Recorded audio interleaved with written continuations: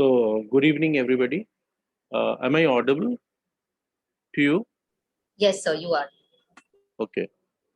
So, to begin with, today's session is related to the financial ecosystem that is emerging in India, which is going to support our women entrepreneurs, uh, where both the rural as well as urban segment can be benefited through various government as well as various CSR programs. So, to begin with, I just want to show why this intervention is so on a priority basis from government side, because there are various studies so which actually proves that while working with the women and giving the opportunity, they create much more positive impact over the individuals as well as economies as well as the society part. So there was a recently test when given the equal opportunities to both men as well as women. So the outcome was much more result oriented when we actually cross check the outcome part, the impact part with the women entrepreneurs rather than the male counterparts. So this is a very positive sign. So lots of emphasis and lots of studies have been conducted, so which actually resulted in much more economic outcomes in then which is related to obviously means when there are much more cash inflow within hands of our women, so they will have much more ability to access to the resources, they will have much more access to their mobility. So it will give a much kind of means independent kind of platform where they can exercise their rights.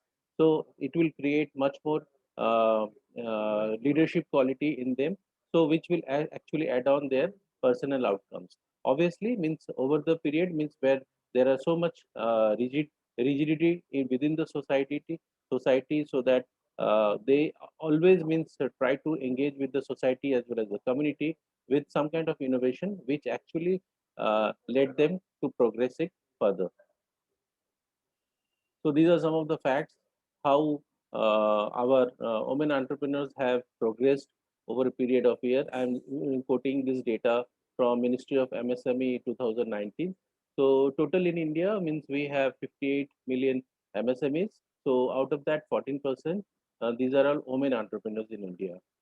Then out of that means 8 million against men, that is means 50 million enterprises are run by men and 8 million by the women entrepreneurs. And out of that means the ownership title where actually women are working and functional in their means own enterprise functional and operational part, that is 10.7%, which is coming to 0.86 million.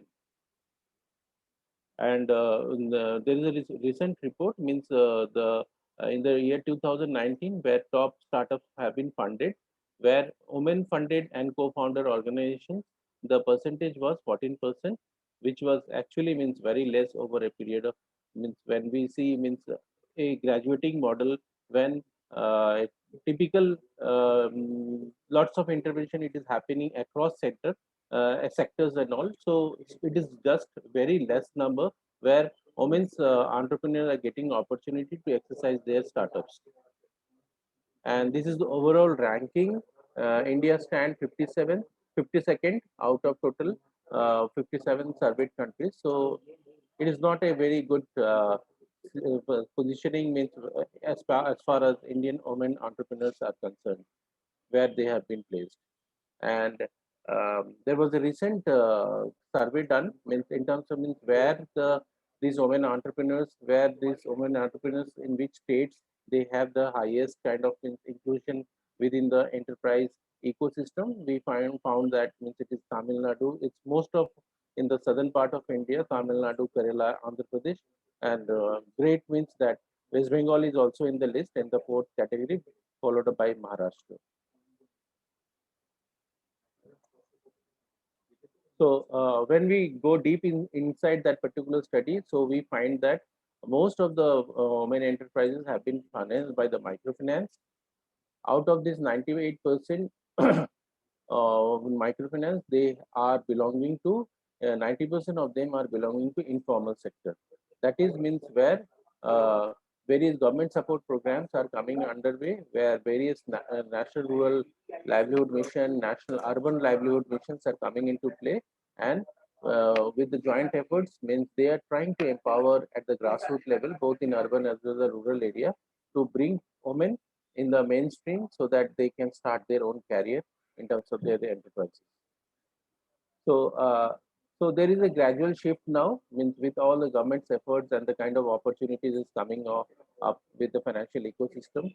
Earlier, the 3P concept, what we know that women entrepreneurs always working on this 3P, that is papad, pickle, and your powder.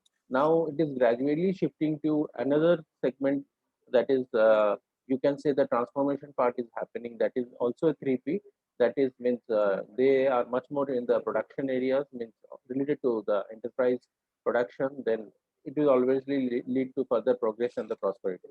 So the 3P concept is getting changed. So these are the new sectors that is emerging, where women entrepreneurs are coming up. It is the health, clean energy, education, hygiene, fashion, serum, cosmetic, foods, garments, and all services, and the handicraft sector. And if you see the using the same data, if you further split it in terms of where these actually enterprises are coming with this particular 8 billion chunk of women enterprises. So if we categorize by the size of the enterprise as well as geographical distribution part, so we can see the maximum it is coming in the micro segment, then followed up by small and the medium segment. And here means also rural part of India is leading, where maximum number of women entrepreneurs are engaged into all kind of informal sector enterprises. So further means if we see the categorization of what do we mean by the small, medium, and micro, as per latest definition of the MSME. So we are terming micro understanding based upon the revenue cycle of the enterprise, that is with a turnover of 5 crores, we are keeping this particular segment of enterprise in the micro category. Then coming up with the small, where above 5 crores to 75 crores, and then the final one, the medium enterprises, where 75 crores to 250 crores is the turnover part. So this is the basic classification where enterprises are kept in. And when we see further means split where these particular enterprises are coming from, so we can see the manufacturing, trading, and other services. So manufacturing part is having a significant contribution here, because as the previous data and the facts are proving that most of the things are related to informal sector. They are supported by the microfinance, and these are the industries which are mainly the cottage industries, which are actually running at the grassroots level, where all kind of means food processing, then tailoring units, garments units. So all these things are happening at the grassroots level. So it is contributing a big part in the manufacturing trade sector. And these are all the traditional skills and art what generation after generation women they used to means take it from their leaders. So, so the same tradition is happening. So now there is a means some kind of means shift where other areas is also means coming into picture. So maybe means you can see means in next 5 years means women entrepreneurs there will be massive transformation in terms of means women enterprises getting into much more trading as well as other segment service business segment also. So obviously means with so much of means efforts are coming up from various institution level as well as government level. So some of the encouraging facts which we are able to capture here are that means the age group means 20 to 30, 58% of the women they are in this particular age group. So they have a big ambition to further. They have good aspiration which can actually lead them to further escalate in their business cycles. Then 73% of them report where means above 10 lakhs of means they have started their means revenue cycle above 10 lakh per annum. So this is a very great achievement, and you can see the products, the segment they have entered into, where already means huge market potential is existing over there. Then 57% of the women started their individual basis, means they have started their journey on their own without any co-founders. Then we have other segment where group of women came together and started their business. That is approximately 35% of the total segment. Then this is the project where I am also totally engaged with, that is NRL National Rural Livelihood Project, that is Startup Village Entrepreneurship model. So this is um, we are implementing throughout India. So I have we were implementing this particular project since 2016-17, and this is the latest data till last month. So we have promoted across 32,241 rural women entrepreneurs in all the three categories, that is manufacturing, trading, and services. So there is a big shift happening where manufacturing, that three P's, the old three P's, are getting shifted to the new kind of business which is coming up, as well as having a very good demand in the rural sector. Then we have supported startup capital funding about 76 crores, and we have also tied this particular rural entrepreneur with the formal bank linkages, that is approximately 3,000 entrepreneurs with approximately 13 crores of bank linkages has been happened already. And specifically for the West Bengal, across 9 blocks we are working over here. So as per the data of last month, so approximately 3,500 rural women entrepreneurs have been supported, and we have data also, means approximately 92% of these enterprises are sustainable. So that is the biggest achievement for this intervention over there, and this is the achievement uh, goes to the very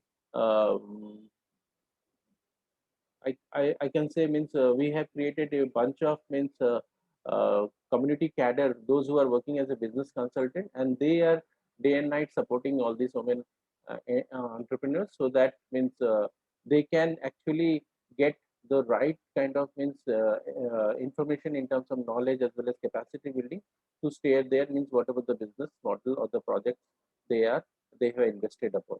So here also means we have invested over 9 crores rupees. So this is overall picture, means what this NRLM focused intervention is as an outcome part. Now, so this is means on the background still how it is a challenge for the woman entrepreneur to take this particular path or her entrepreneurship journey. So we have still means concentrate on the social front, access to finance. There is no tailored financial product. There is a huge bottleneck, means when we try to get access of the credit or uh, to get the fund for our new projects.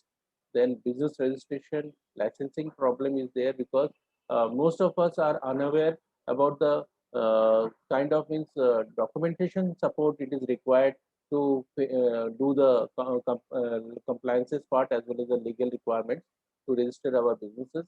Then tax policies, administration, still we are don't have that much information as well as access to resources who can guide us in this particular segment. So always means we have a big question, means how the GST has to be filed. At both it is means both at the rural as well as the urban level we are facing. So this is one of the mega very big question where entrepreneur has to be trained regarding the tax policies and the administration part, the kinds of bookkeeping they have to maintain, the kind of software they have to maintain, and how they are going to interpret that particular software based upon the data what they are actually maintaining. Then definitely means when we are talking about shifting to manufacturing sector, where actually means land titles and registration and administration, that is also a big challenge for women entrepreneur to register in their name, because every time means when government or banks look for the finances, they will look for the cleared land titles and all. So this is one of the areas where still the challenge persists. Then obviously the network is not so vibrant when we talk about the where women entrepreneurs are meeting with the local suppliers or other business leaders. So it is happening in the mega cities in a periodic level, but at two tier or three tier cities, it is hardly happening. So this is also creating some kind of bottleneck where actually the market linkages part is missed out. So it is means uh, very much required kind of platform where the interaction, the kind of things which is coming up in the market, there has to be some kind of dialogue process which actually excites an entrepreneur to do something new and deliver. And that's why he or she can retain in the market and sustain his product. Obviously means when their networking is a big issue, then obviously the access of information, the exchange of information, it is not so easily happening within that particular group, within that particular territory. So it is leading to some kind of drawback for the women entrepreneur to whether to continue with her business or not. So these are the existing one. Still means with various government programs and other private institutions, the matter, it is the concern areas are being looked into, so that means empowerment can be built on, so that women entrepreneurs can be further registered with their business ideas and to get the proper platform, so that they can get on with their ideation part. Obviously, the still means there is a huge gender constraint. There is a cultural constraint as well as a lack of family support. So these are existing, and you have seen means what 90% of the women entrepreneurs are from the micro enterprise, and they are self financed. So this is all their personal savings what they are using to start their own enterprises. They are hardly getting any kind of financial support from their family also to start their own ventures. So now I'm just coming with that this specific background. Which are the schemes actually coming and supporting these women entrepreneurs? So we have one National Small Industries Corporation, which has tie up with 13 banks, and they have specific programs for the women entrepreneurs where the MSME units can be supported. So I have mentioned the website address also, so those who are interested can get inside and have a further detail to that. So there is a bank credit facilitation scheme. There is another scheme that is obviously means the NRLM SVP scheme, where all again means all the SSG members at the rural level, they are getting the financial support from the government of India as a startup fund, where they can start and plan their businesses. So another important which has launched in 2018, the Mudra loan, that is micro enterprise, micro unit development agency for refinance. So this is a loan where it is totally collateral free loan. So that is a extra advantage to this particular scheme, where women entrepreneur can those who are already having their units, so they can approach bank, those who are actually supporting this Mudra scheme support, and they have a three different categories of schemes: Shishu, Kishore, and Tarun, and where the loan support is starts from 50,000 to 10 lakh rupees. So it is totally collateral free, because we have actually got a very good support for our NRLM SVB project, where the initial funding what we did from our project, it was repaid by the women entrepreneur, and they have to scale up their business. Then we approached bank. So the Mudra came forward, and we got great amount of support from the bank to scale up their particular businesses. So the second term of funding was came from the Mudra. So this is one an opportunity where existing business can get support for scaling up their business operations. And this is another program support that is supported under Niti Aayog, where a different cell has been created, that is Women Entrepreneurship Platform, to provide ecosystem where both knowledge as well as credit support is getting given extended to the women entrepreneur. And obviously means this they have the huge linkages with other financial institution with and the bank. Based upon the existing operation of the business, they do the matching part where financial institute validate their business plan and their businesses. Based upon that, the credit appraisal is done by the bank. So here also means I have mentioned the email web link part. So one can have a detailed information on the how to go about this particular scheme also. So this is another scheme which is credit guarantee scheme, which is also under MSME. This is also collateral free scheme, and it is given to first generation entrepreneur, those who have the business prototype, not the idea, but the prototype also, but and having a project design also, so that it has a financial sustainability. So on that part means bank takes the liability part to fund that particular project, and the maximum cap for funding amount is up to 2 crores.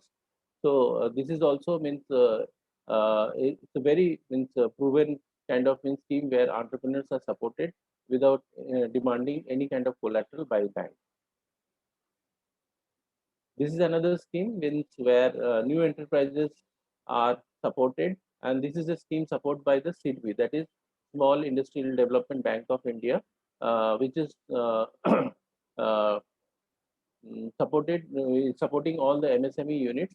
So here means what the kind of loan it is provided. So 75% loan amount will be provided by the SIDBI itself, and 25% by the entrepreneur themselves. So this is also very popular loan scheme where various MSME units are getting benefit out of it. And there are specific schemes like this is also a very popular scheme across southern India. State Bank of Mysore runs a program which is totally for funding women entrepreneurs. So this is a program which supports food business where I either supports as a fixed capital or the working capital, where a woman entrepreneur can start up with her own idea, especially related to the food sector. So this is very specific, sector specific scheme. And another scheme means that is also run by various branches of State Bank of India. That is Free Shakti package for women entrepreneur, where they have a nominated agency. If that particular agency uh, uh, are used for getting some kind of training, that is the EDP, what they say. So there is a provision that based upon the evaluation of the business criteria as well as the business plan, they used to fund approximately over 10 lakhs and more based upon, and they have given they used to give the discounted rate also in terms of means their loan interest part. This is a scheme which is supported by Punjab National Bank scheme, especially means service sector, that is beauty parlor, daycare centers, auto rickshaw, two wheelers, and this is under Mahila Udyam scheme, support up to 10 lakh rupees and repayment period of 10 years. This is means now private player, venture capital players are coming. So this is a Shaha fund. This was a very first kind of means fund means which was actually listed in our SEBI. So this is exclusively for the women entrepreneur, and little bit means I should say for the elite businesses where women uh, the leadership of that particular company has to be by women. So they are very specific that uh, the leadership part means has to be from the women, and the founder member also be has to women. So that particular industry looks upon the all the yeah. So the major sector what they are inclined to support the women entrepreneur, especially in the higher segment category, like your e-commerce, then social media analytics, education, healthcare, and all. So these are little bit of means elevated kind of means where maximum AI and analytical parts, data, data analytics, this kind of means information are looked into. So these are the enterprises where actually means where Shaha Fund actually comes forward and support women entrepreneurs. And this is another forum where means very specific to women, where financial service are tailored based upon the entrepreneur needs. And this is also means where totally dedicated to women, where specific intervention as specifically in the service sector, where women are experimenting like BPO or some kind of service-based industry, like coming up with some insurance platform where BPO services are provided. So this is also very specific where women entrepreneurs are getting support. So these were oh, some of the examples uh, which I have highlighted, where I have taken means both government sector, means where banking and other financial institutions are coming forward to support entrepreneurs, as well as some of the venture capitalists are also have already investment in the women enterprise segment. Apart from that, there are other very specific customized CSR program also, but that particular this kind of particular programs actually comes with where a artisan or a producer groups comes in. They are not so much interested in individual as a person, as an entrepreneur. So so with that means I just want to finish my presentation. So people have any question related to that, you are most welcome. Thank you. So since we don't have a lot of entrepreneurs, we still have time for some questions if anybody would want to ask any, like sir said. And you can also put it in the chat box section. And so, and if not, then I would like to say a very big thank you to Mr. Majumdar for such an enlightening session, and to let us know about the various schemes and how our entrepreneurs can benefit from them. And also a very big thank you to all the entrepreneurs who joined and were present with us during the webinar. And I would also like to inform you all about our upcoming webinar and share my screen so that it is visible. So our upcoming webinar is a conversation with two of our impact investors. Okay, sorry. Okay, so it is with two of our impact investors, John Karen and Anuj Sharma, and it is going to be a very a very informative webinar. We will be definitely sending out the invites, and we hope to see you all there. And thank you everyone for joining the session. And we will also take a screenshot. So Olivia will be taking a screenshot. So it would be great if you all can please switch on your cameras.